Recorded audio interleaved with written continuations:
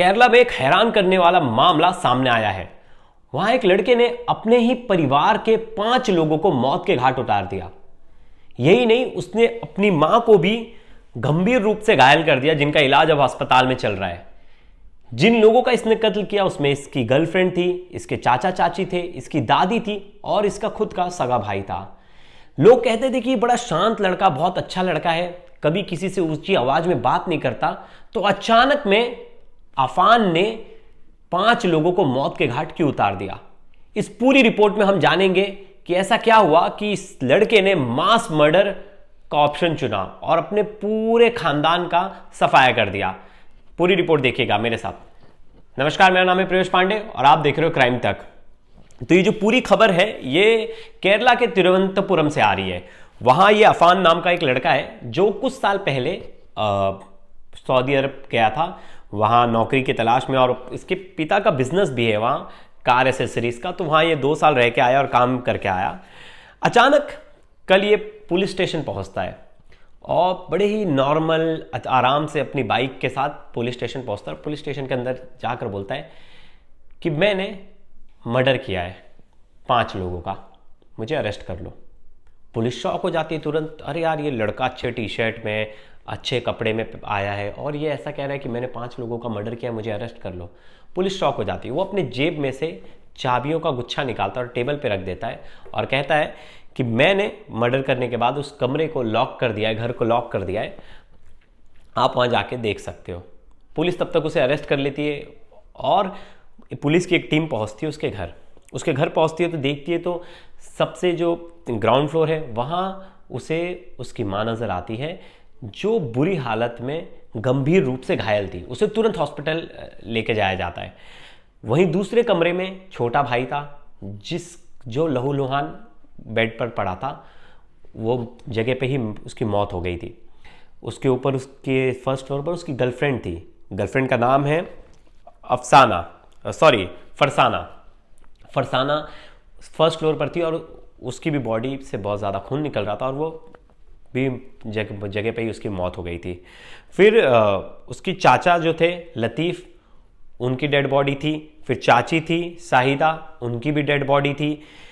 Mother जो शैमी, mother का नाम शैमी है, मदर को बहुत ज़्यादा ही चोट लगी थी तो उन्हें तो रेफ़र कर दिया गया था। और यहाँ से इन्हें टोटल 5 लोगों की वो मिलती है, बॉडी मिलती है, जिसमें से एक का गंभीर रूप में इलाज अब चल रहा है।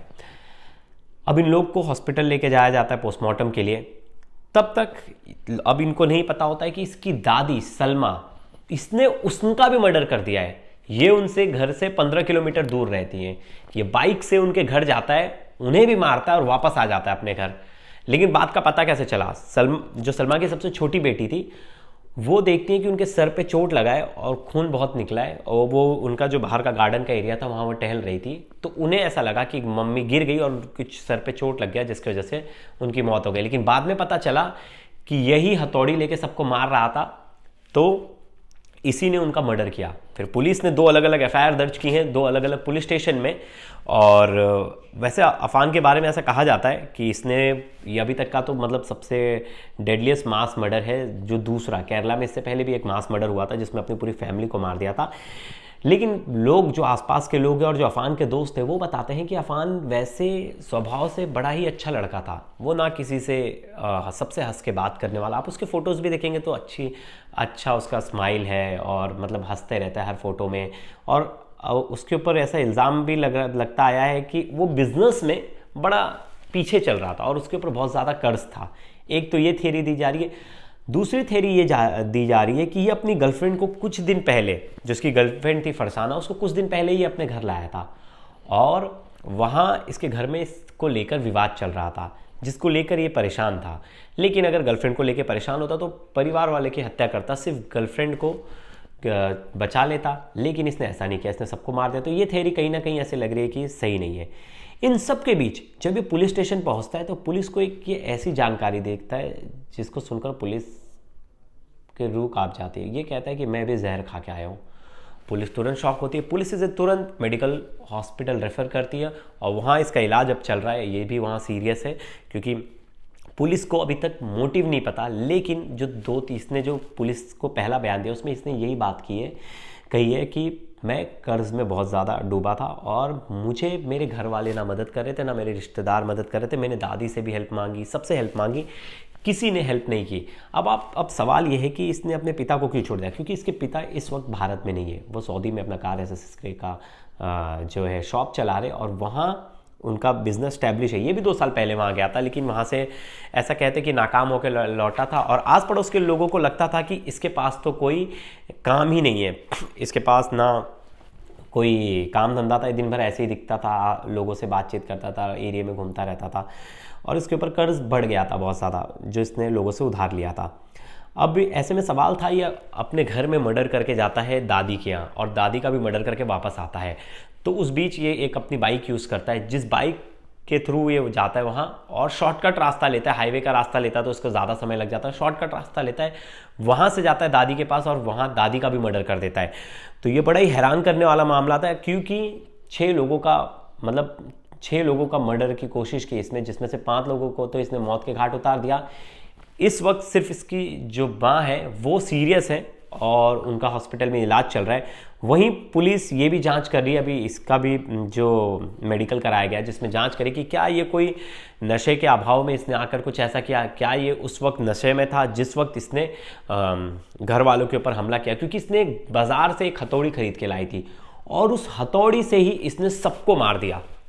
सोचिए उस वक्त उसका दिमाग में क्या कुछ चल रहा होगा, क्योंकि जो लड़का जिसने आज तक ऊंची आवाज़ में किसी से बात भी नहीं की, जिसने कभी किसी से लड़ाई झगड़े में उसका कहीं नाम नहीं था, ना उसका कोई ऐसा बैकग्राउंड था जिसमें उस पता चले कि वो बहुत गुस्से वाला है, कोई ऐसी चीज़ें नहीं थी जिससे लगे कि ये लड़का पहले से ही वैसा था, उस नेचर का था, ऐसा कोई भी उसके ऊपर इल्ज़ाम नहीं था। लेकिन अचानक से ऐसा क्या हुआ कि उसने अपने पूरे परिवार को ही ख़त्म करने की ठान ली और इसके बाद खुद भी जान देने पे आ गया। उसने जाके रेड पॉइजन खा लिया, लेकिन वो फिलहाल तो सीरियस चल रहा है और मुझे लग रहा है जहाँ तक चांसेस है वो बच जाएगा।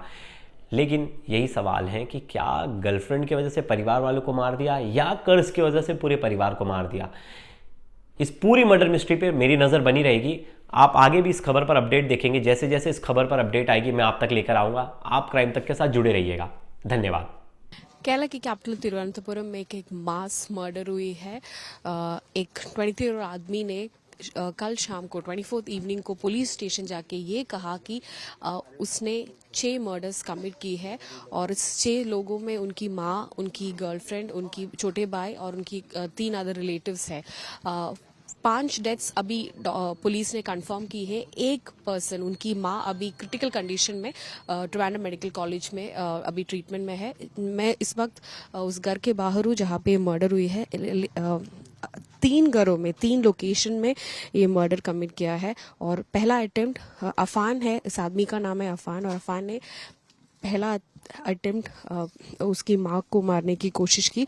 उसके बाद उसकी ग्रैंड मदर, पिता की माँ की हत्या की।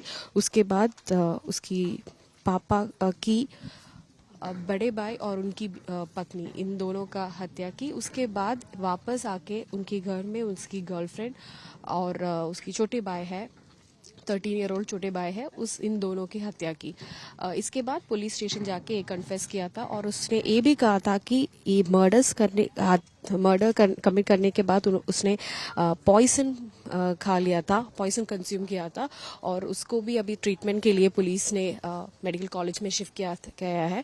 उसकी माँ की कंडीशन बहुत क्रिटिकल है, बहुत सीरियस है और उसका क्वेश्चनिंग अभी पूरी तरह से कंप्लीट नहीं किया है क्योंकि वो भी अभी ट्रीटमेंट में है, मेडिकल कॉलेज हॉस्पिटल में है।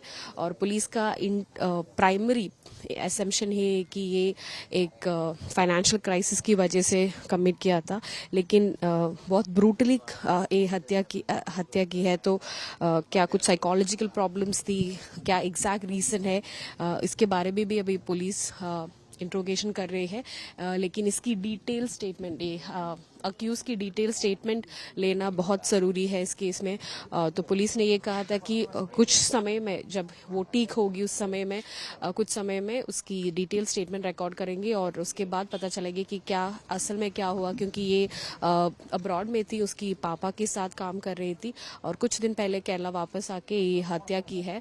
तो क्या कुछ रीजंस थी, अगर काम करने की जगह पे कुछ प्रॉब्लम्स थी क्या, इस सब के बारे में अभी इंट्रोगेशन होना है। तो लेकिन ये अटेम्प्ट और एक मास मर्डर हुई है केरला में, और ये सारे लोगों के लिए, पूरी स्टेट को बहुत शॉकिंग न्यूज़ है।